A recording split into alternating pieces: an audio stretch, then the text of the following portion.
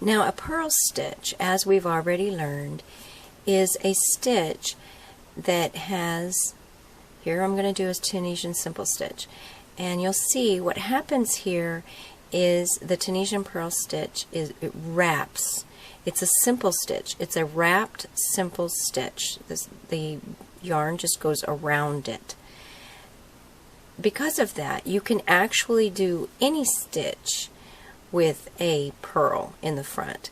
Let me give you an example. Here I'm going to do a Tunisian purled knit stitch. Sounds like something bizarre, but let's go ahead and try it.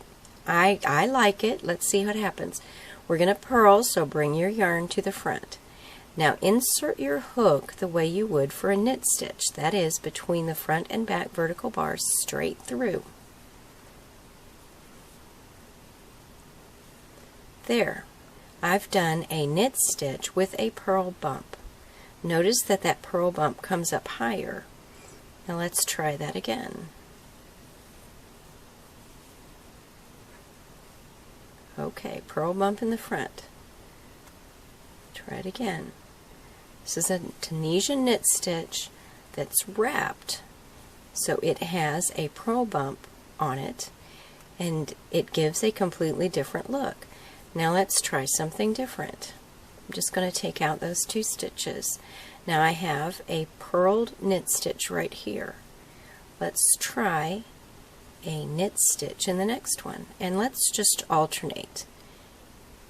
Knit stitch purled. There we go. Now just a plain knit stitch. And a purled knit stitch.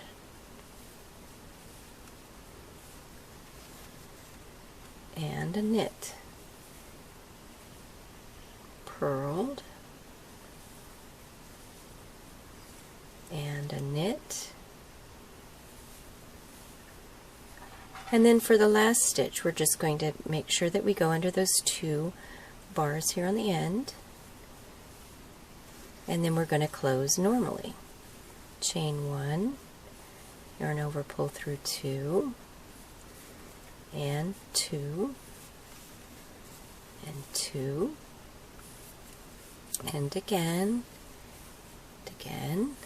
pull through 2, pull through 2,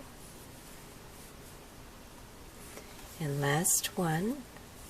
We'll have one loop remaining. Now we started off with a purled knit, so let's alternate it in the same method that we did for earlier videos of the honeycomb and seed stitch. Let's just alternate it. So let's do a knit stitch here, and a purled knit, and a knit, purled knit,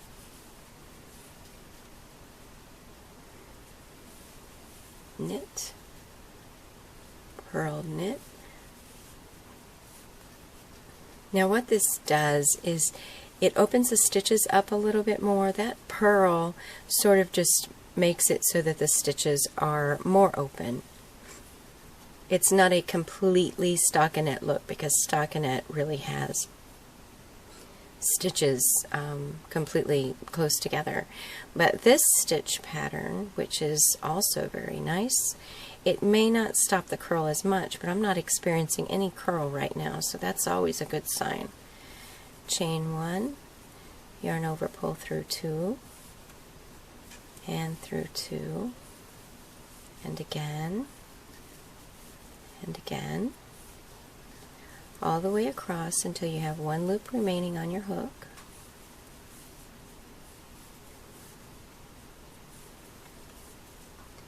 And again, what we'll do here, see, this is a straight stitch. This is the one that has the purl bump. So you're alternating them, and purl the first one, and knit stitch in the next, and purl the next.